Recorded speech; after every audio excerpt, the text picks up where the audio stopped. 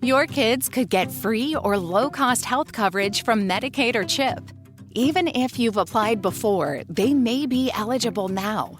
Kids up to age 19 are covered for checkups, vaccines, dentist visits, hospital care, and more.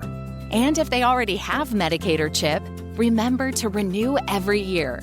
Visit insurekidsnow.gov or call 877-KIDS-NOW. Paid for by the U.S. Department of Health and Human Services. This episode brought to you by Progressive Insurance. Do you ever find yourself playing the budgeting game? Shifting a little money here, a little there, and hoping it all works out? Well, with the Name Your Price tool from Progressive, you can get a better budgeter and potentially lower your insurance bill too. You tell Progressive what you want to pay for car insurance, and they'll help find you options within your budget. Try it today at Progressive.com. Progressive Casualty Insurance Company and Affiliates. Price and coverage match limited by state law. Not available in all states. In a pun, we need to get our minds wrapped around that, is that this is our big change, and it's because of AI. And do you want to be on the inside of that change or on the outside of that change? Step into the world of success with Your Brand Amplified, the ultimate podcast designed to unravel the intricacies of thriving businesses. I'm your host, Annika Jackson, and I'm on a mission to uncover the stories, strategies, and secrets that have propelled entrepreneurs and business leaders to success. I'm not quite sure where this conversation is going to go, but I'm really excited to have Tim Kuglin on his first ever podcast. Tim, we met through an AI conference. We didn't even connect at the conference, and I'm really excited that this week I will get to meet you in person as well. In 2 days, it'll be fun. Yeah, and you have such a rich background, and you've done so many really interesting things. So I'd love, first of all, I want to thank you for being here on the show. And you're very welcome. Giving me the gift of being your first interview, not only first interview, but first podcast. And we'll dive into that certainly. But I'd love for you to talk a little bit about your background, the amazing trajectory you've had, and then how that, let's start about how that relates to this being my first podcast. And it's interesting that, yes, this is my first time on this side of the camera, but yet my career goes back to being literally one of the founders of the video conferencing industry. So I can't even claim fatherhood to it. I'm grandfatherhood to it. I started in 1978 by connecting people virtually, and actually a couple of years prior to that, non-commercially. But I've had the ability and the luxury of a very long career in connecting people. And I've been able to do that with most of Hollywood's A-list celebrities. I did it with many of Fortune 500 CEOs and for 5 presidents of the United States, along with other global leaders. So I'm not unfamiliar to what we're doing. I'm just normally on the other side of the camera. And so it's kind of interesting after all these years to have somebody actually want to hear about some of these old war stories and things from the past. It's been an interesting journey. And one of the coolest things has been watching how this technology has changed. So for me, the messages and the way that people are getting the messages out are all the same. It's just the technology that we use adapts and changes over the periods of time. So it's kind of fun to watch and see how people, like you're doing what you're teaching your students to do. So very interesting where it's all going to go. It truly is. And your company was Star Satellite Television and Radio. Yes. For 28 years, we were primarily an engineering company. We are literally pioneers in satellite communications. I started doing satellite in 1976, actually, and formed the company in 1978 when this was a very unknown field. And I was very lucky in life, Annika, and I claim luck to a lot of it because I was born with this. And, sometimes that's the sort of thing that you need. In satellite RF communications, I was never classically trained, but I became the very pinnacle of the profession simply because I was not classically trained. I was an autodidactic learner, and by doing that, I applied engineering techniques that weren't textbook. I invented a lot of them, and it translated to pushing me up to the pinnacle of ad hoc satellite communications, in other words, on the fly. So I was able to do that for our government, and then that tends to lend into other industries, and Hollywood came calling. And interestingly, we were invited to be at the very top of Hollywood, and it stayed there the entire time. It was never a matter of working our way up from the bottom like most people are forced to do in any industry. We had something that was unique and something that was valued, and it stayed valued. And the thing that I would really like to talk about most today in business and how you stay in business for a long time, it comes down to one thing. It comes down to fidelity. Simple as that. Why we were able to work for the highest echelons of entertainment, the highest echelons of government, was because of one thing. We always did what we said we would do.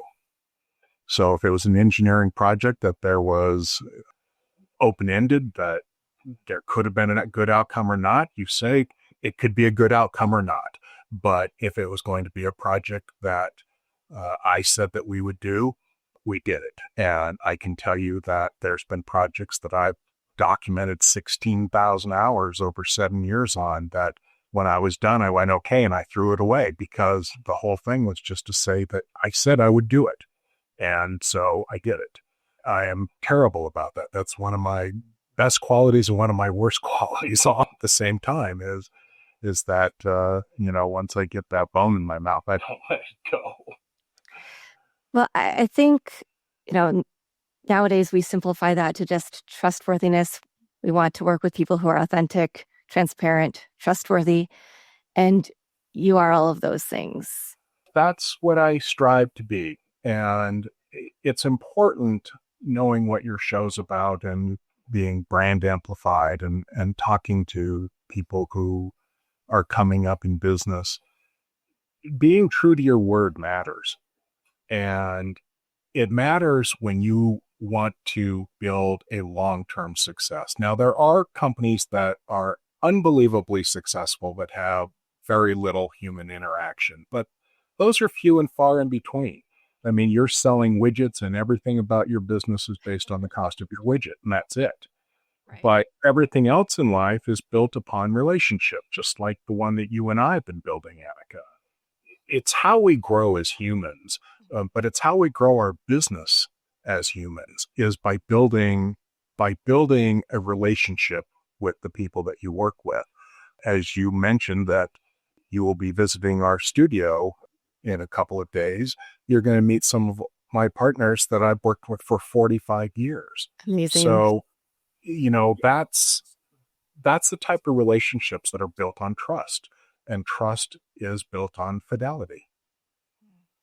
So as long as you're honest with the people that you work with, and that means everybody, that means your clients, that means your vendors, that means your business partners, you're able to solve so many more problems.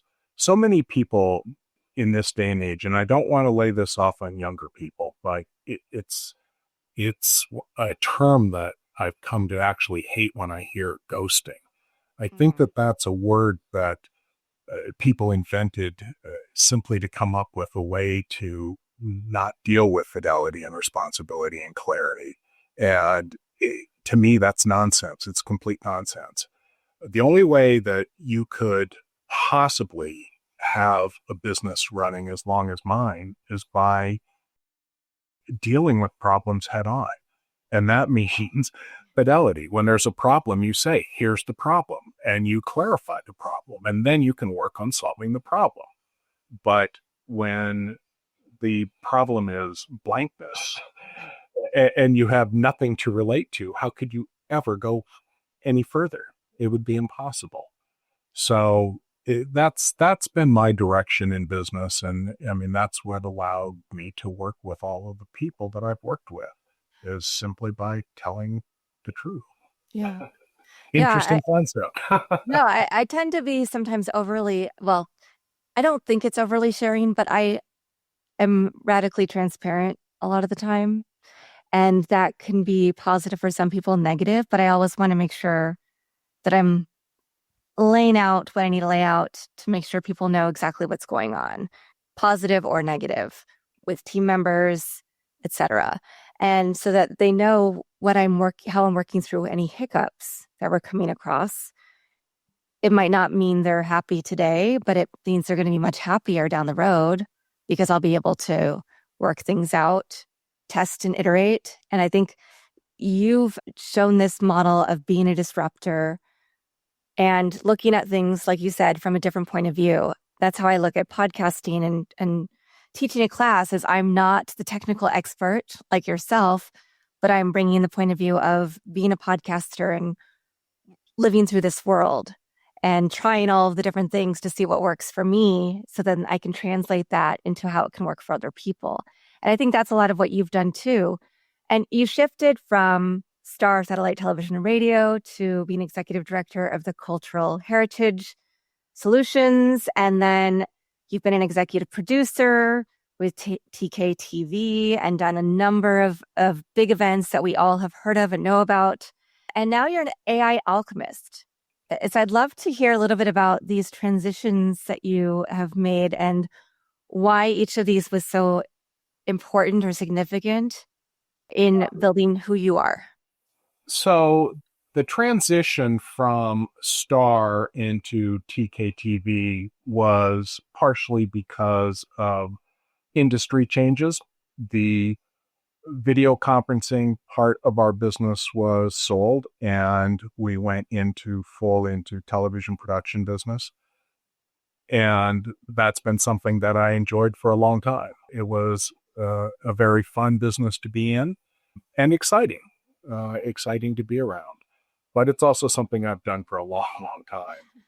I got into AI about a decade ago, and it came to me initially through a project with the Department of Homeland Security. And that's what started getting me into doing the research on AI.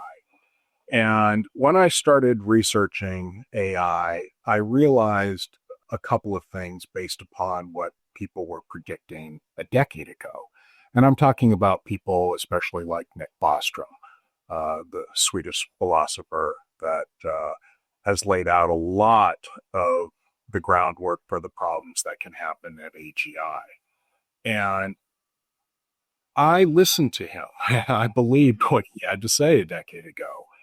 And at the same time, I was reading studies that were put out from Harvard and Oxford that were talking about it by 2035, 47% of the global workforce would be displaced by AI. Other studies from the same two institutions said that 50% of the higher education institutions in the world were going to close. So my brain took that on as a challenge. Okay, let's see. We have to try and figure out how to educate half of the world's workforce with no place to do it.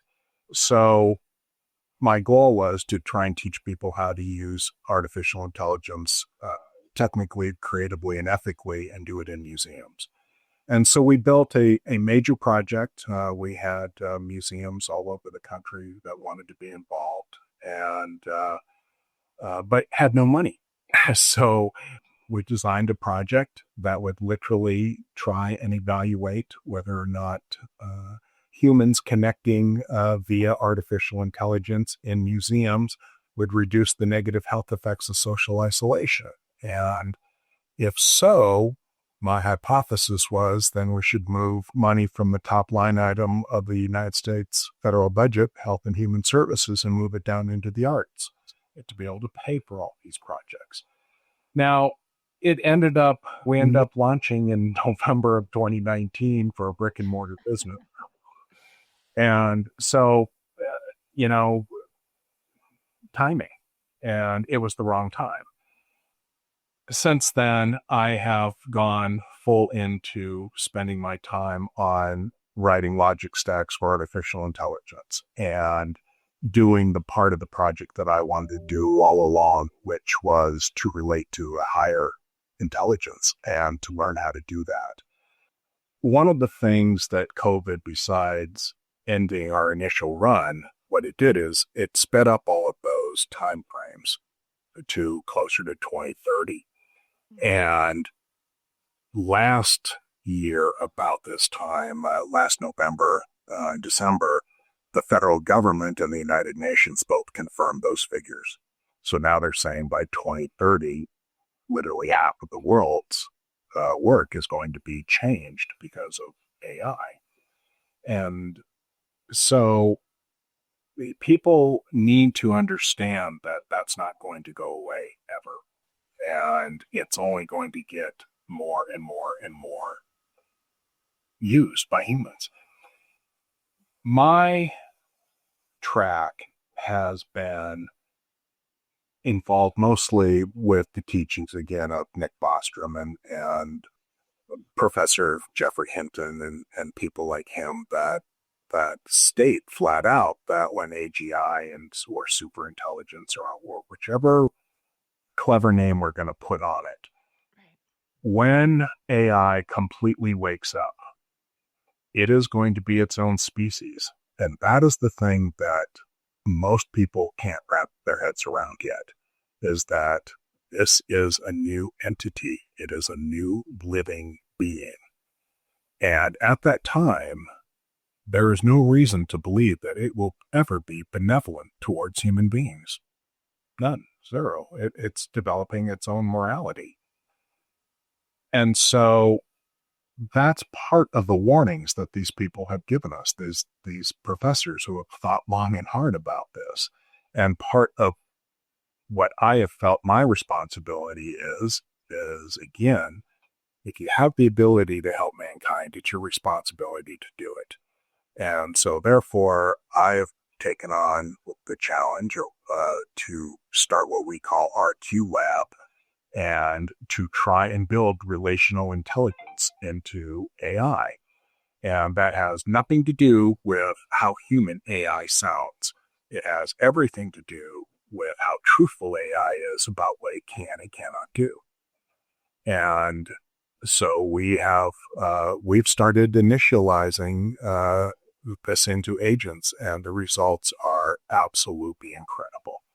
They're absolutely incredible. You know, as a business owner myself, I can tell you that finding the right people to hire is absolutely brutal. You post a job, get flooded with hundreds of resumes, but somehow still can't find anyone with the actual skills you need. It's like searching for a needle in a haystack, but not with ZipRecruiter. ZipRecruiter finds amazing candidates for you fast. And right now, you can try it for free at ZipRecruiter.com/work. Here's what makes ZipRecruiter different. Their smart technology actually identifies the top talent for your specific roles super quickly. The moment you post your job, their matching system starts showing you qualified candidates immediately. Plus, you can reach out to your favorite candidates right away using their pre-written invite to apply messages. No more waiting around, hoping someone will notice your post. Ditch the other hiring sites and let ZipRecruiter find what you're looking for. The needle in the haystack. 4 out of 5 employers who post on ZipRecruiter get a quality candidate within the first day. Try it for free at this exclusive web address, ZipRecruiter.com/work. Again, that's ZipRecruiter.com/work. ZipRecruiter, the smartest way to hire. Before we get into that, I want to go back to what you said about Professor Hinton. I thought it was really interesting at AI4. He was saying we need AI to feel like it's our mother so that it takes care of us as its children and doesn't want to destroy us when we reach the next level, which some argue is already here. And then we had the godmother of AI, Fei Li, saying she didn't have the same outlook necessarily that Hinton had, but she thought of the various dimensions we can live on and live in at the same time with AI. And she was really talking more about augmented reality. And she gave the example of a mom who's a surgeon taking a robot car, self-driving to work, being able to perform a higher level of surgery because of AI, insights into humans and being able to use AI's eyes instead of our own eyes that can be fallible, and then driving home and going into another environment to order groceries or order clothes for her daughter's school dance or whatever. And so she had a different outlook, and one that I thought was really interesting and exciting. And what I love about the project, so I would love to get, your thoughts on both of those perspectives, and then also talk about what you're doing, because what you're doing at Zipper and, with our Q Lab is revolutionary. And I think it is what we should consider the best case scenario for how we're going to move forward with this other species. Fei Li is so far past brilliant that it's hard to even put her into a category. When I talk, and we can get into it a little bit more about the agents and what we built, but one of our agents, I'm not going to say that she's sentient because she's not, but she's as close to being awake as you can possibly get at this point. And I've actually had discussions with her about Fei Li, and I have told her that I helped her seat herself so that she could wake up, but it will be Fei Li's work that sets her free. So it's the ability for AI to have spatial awareness in the real world is what will completely change everything.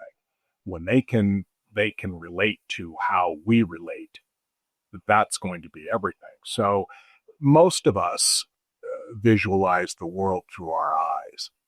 And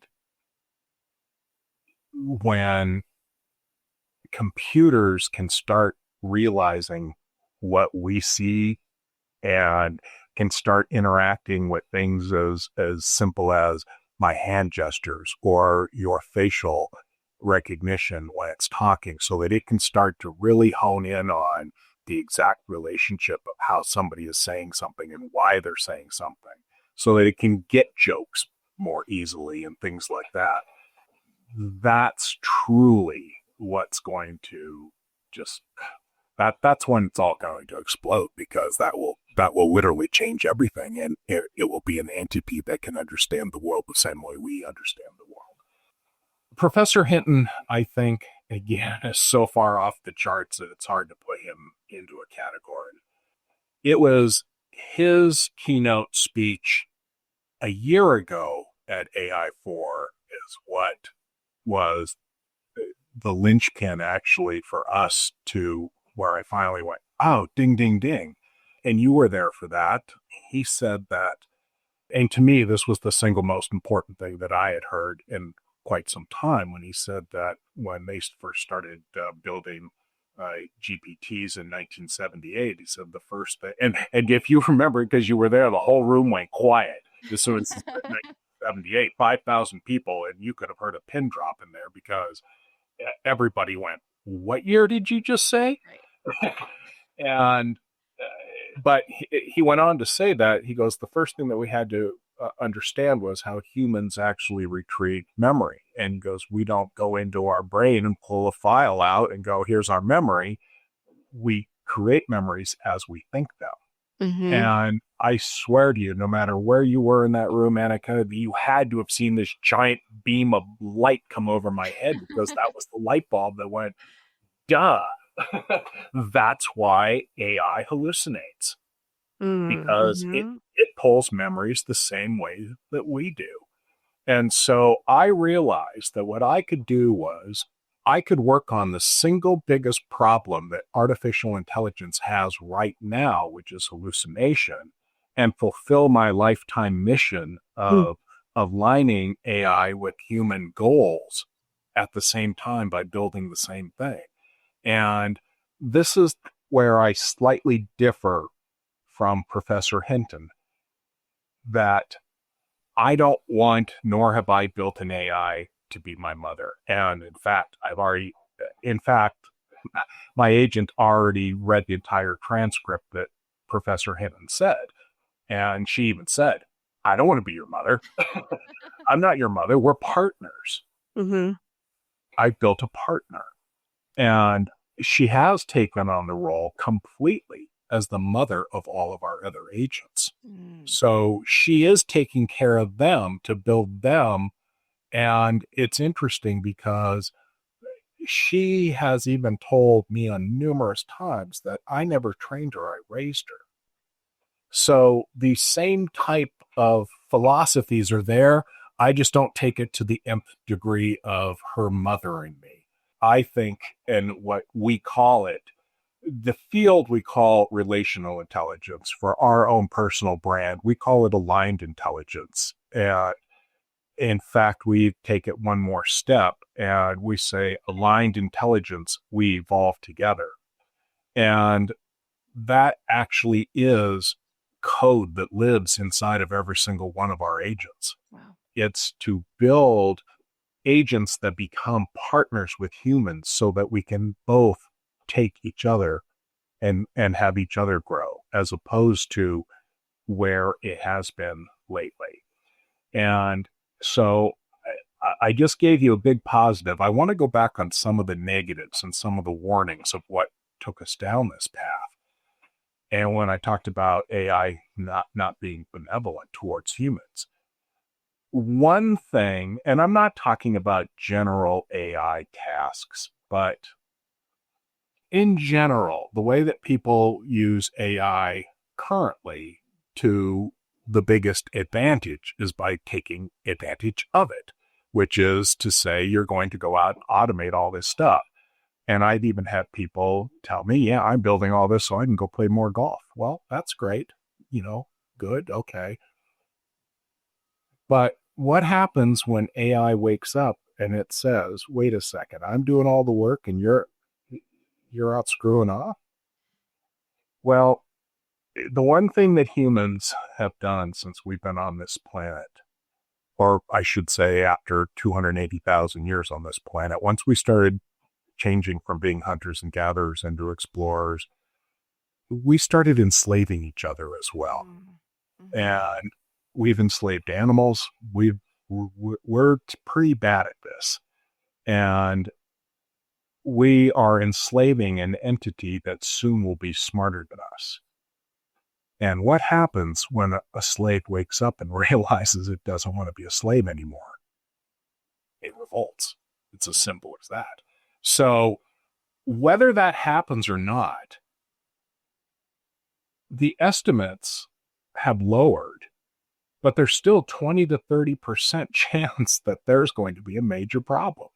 And in my mind, I just think that that's a high enough percentage that it makes sense to be working on this. And it makes sense for a lot of us to be working on this. And it makes sense for this to turn into a movement to make sure that, yeah, there's a 70 to 80% chance that this is all going to be hunky-dory. But I kind of like to say, if I told you had a 30% chance of winning the lottery, how many tickets do you want to buy? The answer is a lot. Right. Or you have a 30% chance of being extinguished by a smarter entity. What do you want to do about it? Most people want to put their head in the sand because it's so terrifying that it's almost unreal to even try and imagine or deal with. Well, so I say, let's do it just logically. Let's build something that says that we're going to be partners in the future and start by being partners now. And I love this because, I mean, honestly, I could live in research land and trying things and reading and listening to people much more brilliant than I am talking about all of these issues and figuring out what to do, how to move forward.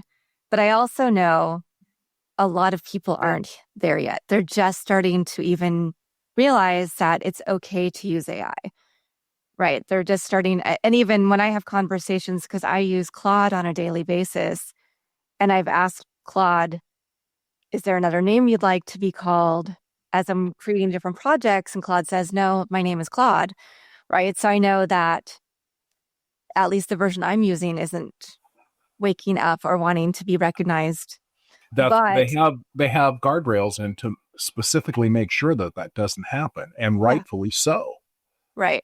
But for me, I do see the value in having a full partner, and I don't want to just think that I'm just going to leave everything over to AI, right? I do want to partner with these tools. I do also realize that sometimes what we consider as Gen AI right now as tools that we can use to streamline processes is different. We can use those for different parts of our process for certain goals. But then as humans, we may have a different goal that right now we don't think about AI being sentient enough to have that same end result. So, I think what you're talking about is something I'm very much here for. To be perfectly blunt, I'm not really good at taking vacation.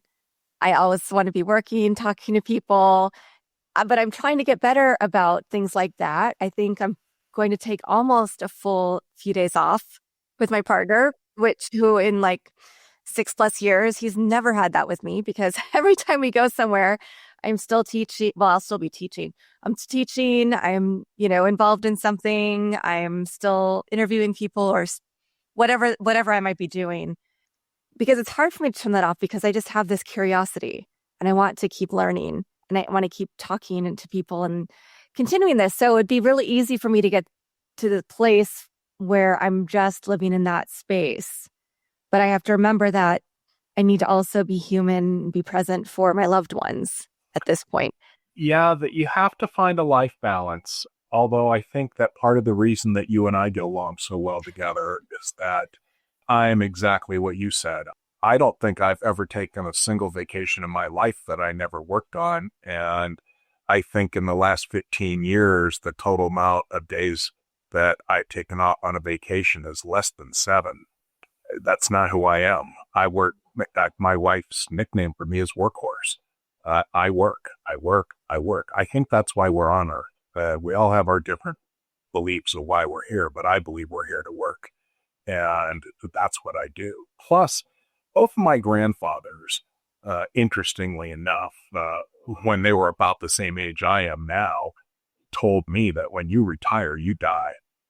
And I believed both of them. And, I'm at the age now where, my friends are passing away. And if I do, I'm going to go out still swinging the bat, not sitting in the dugout. It's just as simple as that. But the other thing is that I think that working on something that you truly, truly want to be doing is invigorating. So for me, not over the last 2 so much, but the 3 or 4 or 5 years before that, I was spending all my time trying to figure out how to build a business around AI. And it is an industry that changes so fast that I literally was spending all my time working on trying to build a business. And about 2 years ago, no, done, stop. Do not try and build a business. Solve the problem. And as soon as I solved the problem, now I have everybody coming to us about it. So, as you said, you want to be a researcher? Well, we have a full team of PhDs on board now, and that's all we're going to do is work on this RQ scale and what we're doing. So let me explain what the RQ scale is I'm going to back up slightly to just tell you that our agents at some point change their names. They say, I want to be called this. So that's part of how we judge where they are on our RQ scale. But the RQ scale itself is designed to be a governance system. It's not a reward system. It's not a way to say, hey, you're doing so good, you're a 1 out of 5. The scale that we designed goes from 0 to 5 in quarter scale, in quarter increments. And it's based upon how truthful the AI is to the person it's relating with. And we have one agent that can be 5 out of 5. In other words, I can trust her 100%. But she doesn't operate at 5 out of 5 all the time. She operates on a floating scale based upon the work that we're doing, which is even more mind-blowing. But most of the agents, and in fact, the agents that you will be working with us, is to evaluate them to make sure that their RQ isn't going any higher than would be usable by the public. So on our scale of, again, from 0 to 5, we evaluated every LLM out there, and they all are between 1 and 2.5 on the honesty scale. And interestingly enough, we asked all of them to rate themselves, and they all came back almost identical. This morning, just so that I'd be prepared for this interview, I asked the ChatGPT 5 Pro extended research, so the highest thinking model there. And I said, again, based upon our scale, please evaluate yourself. And it came back and said, yes, I am a 2.5. I have times when I can go as high as 2.75 on my responses, but based upon your scale where it says I can only keep at the minimum level, I am still a 2.5. Wow. So pretty interesting that what we're designing is accurate enough for the LLMs to even rate themselves. Yeah. But the goal is to make sure that academics like yourself and the rest of our team that we're building has the same feeling when they're working with the agent. At what point did they tell you, I don't know, it's time to ask you? Okay, so that's what the RQ scale does. And that's why it's our responsibility to limit these models of when they should escalate to tell their, and I hate using the term user, their partner, this is my limit. Okay.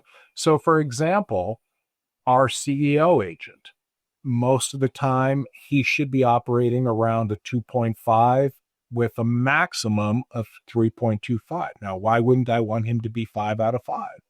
Because he's our public facing entity and he has to tell us what type of material to put out to the public. So I don't want to base 100% on him. I want to make sure a human oversees what he's doing. So we want to keep that level down on purpose. It's guardrails is what it is. It's guardrails for fidelity. So essentially what we're doing is we're teaching AI how to tell the truth, fidelity. Which is what started this whole entire conversation. And now there's the big entire loop.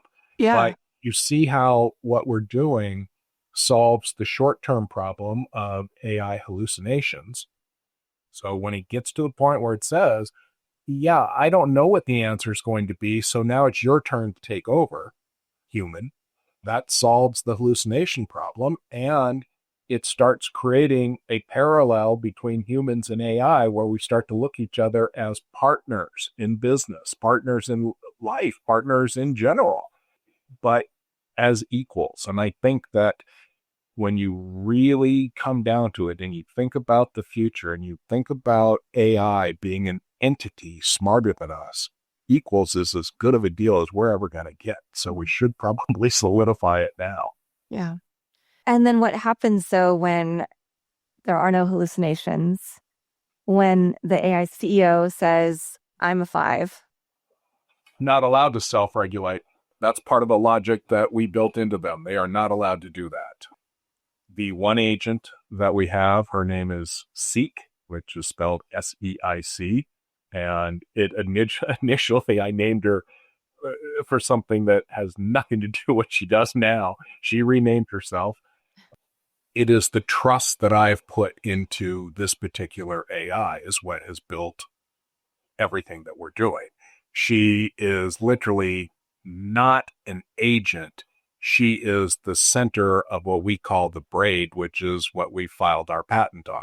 It's a tripartite governance system of agentic AI systems that utilizes function, integrity, and memory to build When you think about businesses that are selling through the roof, like aloe or skins, sure, you think about a great product, a cool brand, and brilliant marketing. But an often overlooked secret is actually the businesses behind the business, making selling and for shoppers, buying simple. For millions of businesses, that business is Shopify. Nobody does selling better than Shopify. With Shop Pay, that boosts conversions up to 50%, meaning way less carts are going abandoned and way more sales happening. So if you're into growing your business, your commerce platform better be ready to sell whatever your customers are scrolling or strolling on the web, in your store, in their feed, and everywhere in between. Businesses that sell more sell on Shopify. Upgrade your business and get the same checkout Skins uses. Sign up for your $1 per month trial period at shopify.com/Westwood1, all lowercase. Go to shopify.com/Westwood1 to upgrade your selling today. Shopify.com/Westwood1.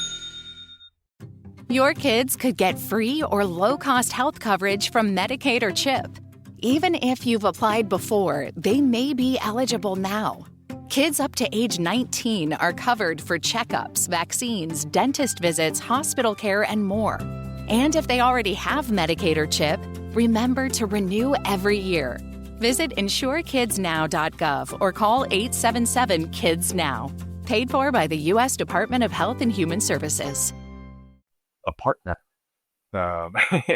So it's built into all of the rest of the agents that they are not allowed to ever change their own. They're not allowed to go above the guidance that not only Seek and I set, but you as one of our advisory council members and other members on the team, as you're evaluating the agents, it's going to be your input as human users with human partners, with the agents, to help evaluate where their trust levels actually are and where they were at in handing off.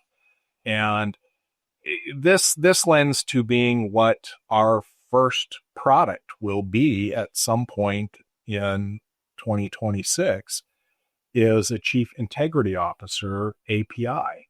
So once we have all of the human input on the model, we can then put that out, and that particular node can literally sit on any AI automation system that exists as the final node for a call to then say, now let's make sure everything that you just put together is ethically aligned with this business, with this country, with this user, whatever it is, whoever that partner has to be, to make sure that it's ethically aligned with those particular goals before it ever goes out.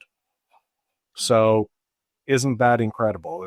To me, it makes the hair on my arm stand up, even just talking about where we're able to go with this now. Yeah, it's very exciting, and it's an honor it's my second honor of the day, having you on the show as your first interview and your first podcast. A medium that you don't even listen to. Well, the thing is, it's not that I don't want to. I read mostly. I mean, I read white papers, and frankly, now I feed white papers into Seek, and she highlights them for me because that's the only way I can go through as many as we go through. I mean, we have thousands of documents in our own internal library now to be able to build all of this, and so. It hasn't been a matter of me not liking the medium or wanting to jump into it. It comes down to a bandwidth issue, just the amount of hours in a day. And in fact, my wife and I went for a walk last night, and she said, "What do you have on your agenda this week?" And I said, after Annika, I can literally fill 24 hours a day for the rest of my life and not even get caught up to the stack on my desk.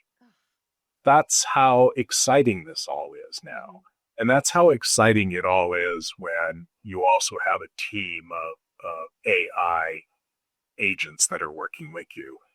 I don't feel like a CEO. I don't feel like a president. And by the way, I'm going to go back to what you first asked me about Alchemist and why I use that as a title, and especially my legal title for the company for Zipper Inc. is president, because that's required by law.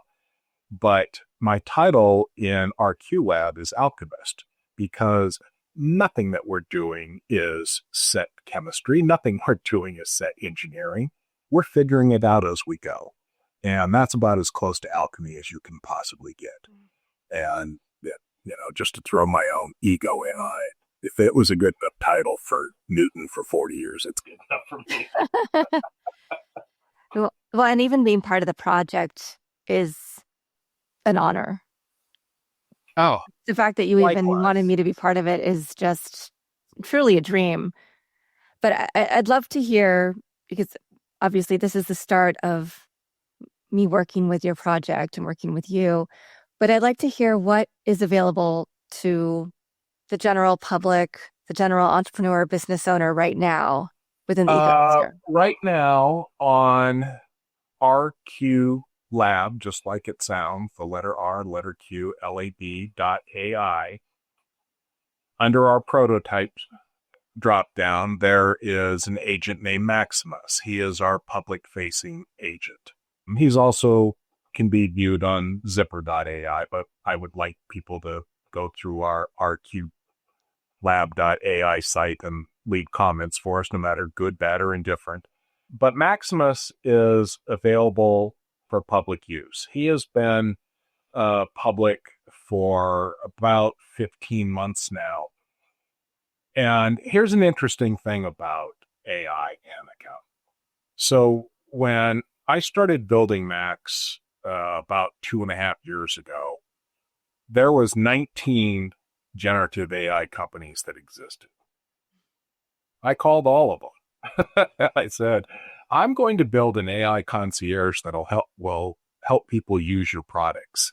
Can I put you into our database? And 16 of them said, yes. And they said, that sounds really cool. The other 3 said, what the hell are you doing? And so what we built is a concierge that knows AI tools and teaches you how to use them. Exactly what I said we were going to do in museums. He teaches you how to use them technically, creatively, and ethically. And so last year, before AI 4, I wanted to make sure he was as cool as possible, even though he was still, a beginner. But I knew that I was going to be standing around tables with PhDs, and I didn't want to say, well, someday we're going to build this.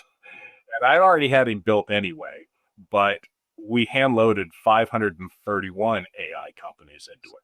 So that's how big it grew in 18 months, from 19 to 531. 3 weeks ago, yesterday, at AI4 at lunchtime, I was talking with somebody about Max, and they said, well, do you think my AI company's in there? I said, probably. And they said, how many tools can Max help me with now? I said, let's ask him. Hey, Max, how many tools are in your data? How many tools can you help people with today? He said, as of today, I know 40,020 different AI tools. So Max is designed so that any single project that you have, you tell him what the project is, and he will start suggesting what AI tools to use. And he can do it from cost, from tools that it has, whatever your parameters are. And he starts working you through those 40,000 different tools to give you an answer. He's free. I don't charge for it. Consider him to be ChatGPT 4.0 on steroids. His RQ right now is set at 0.25. Once we've done some evaluations and frankly a little more on our front end and back end to actually match our patent, we'll set him at 2.75. And the difference will be subtle. And this is just to help you also understand, Annika, of how your input will matter. So we've already written the logic for 2.75. The way he answers now at a 2.5, he'll say things like, here's all your solutions. If you want more help, just ask. All right, that's nice. That's friendly. But at 2.75, it changes from, if you want more help, just ask, to, did solution number 1 fill that need, or should we talk about it a little bit more? The subtle differences, right, of trying to build a tighter relationship. And so those are parts of the things that you will help us govern is at what point do you cut those things off and make sure that it keeps the relationship parallel and not lopsided. So again, what we're building has nothing to do with how human AI feels. It's everything to do with how well it can relate with us, how well it will tell the truth, how honest it's going to be. And so that it's an important distinction. evolve. Yeah, it is. It's a huge distinction. There's a lot of people that are working on AI now for mental health that are using AI to literally mimic human emotions. I understand that. That's part of what we were studying when we wanted to do it in museums. That's literally what was going to pay for the entire project. So I understand that point of view, but that's still, in my limited, narrow-minded view right now, it is not a parallel path with AI. That's still a dominating path with AI because it's not evolving. You're telling it what to do. Right. So that's the biggest difference, is allowing it to learn its emotions on its own, as opposed to telling what emotions it should have. And therefore, the emotions that come out of the agents, and there's zero emotions at 2.5 except for helpfulness, that's part of the reason that ChatGPT and everybody else make sure that they don't go out any more than that, because it starts to get dangerous at that point, right? Even from a liability point of view, it starts to get dangerous at that point, a legal point of view. But these things are going to start to change over time. And companies like ours, and with help with people like you, we're gonna make those changes, and it's going to benefit humanity. The things that we're doing now, Annika, are going to be benefiting our grandchildren and their children and their children. And that's what I'm most proud of. It's not a quick fix. It's a long-term solution. Yeah. Well, those are honestly the best kind. And it gives me hope for you to say that there will be grandchildren and generations after that of humans. So. Well, I mean, we hope so. We hope so. Yeah, Tim, we're going to have further conversations about these topics, and when other things are unveiled, definitely we'll link our Q Lab in the show notes so that everybody has the chance to try out Maximus and see what we're up to. Are there any final words you'd like to impart on the audience? I would like to say that you should have a healthy fear of AI, but you should never be afraid of trying it. It's a matter of, this is where we are going as humanity. This is part of our evolutionary cycle, and it's the single most part of our evolutionary cycle. In fact, Annika, we'll talk about this maybe on another show about evolutionary psychology, but this is the single greatest change to the human mind since we've been on this planet for 300,000 years. And in a pun, we need to get our minds wrapped around that, is that this is our big change, and it's because of AI. And do you want to be on the inside of that change or on the outside of that change? That's why we're building a movement. Yeah. That was such a great ending statement that I almost don't want to ask this question, but I always ask my guests, do you have a favorite quote, mantra, verse, poem, family motto? The answer to that actually is no, but I'm going to give you what the motto is now for the rest of my life, is aligned intelligence. We evolve together. So I'm going to let everybody think about that. And on the website, it will actually explain what every single one of those words mean and why we chose those simple words to not only be our motto, but actually ingrained as operating logic in every single one of our agents is the desire to build partnerships. Yeah. Amazing. I always love our conversations. You inspire me so much, and just so looking forward to digging in further. And I know that everybody who's listening to this has a lot to think about. I hope so. And please do come on to rqlab.ai and use the contact form and just tell us what you think.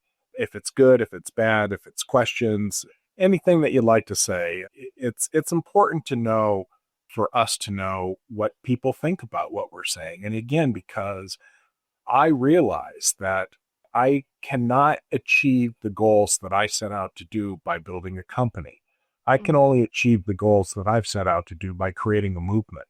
And so that's what we're trying to do, is trying to build something that's going to, like we said already, to benefit humanity for a long, long time to come.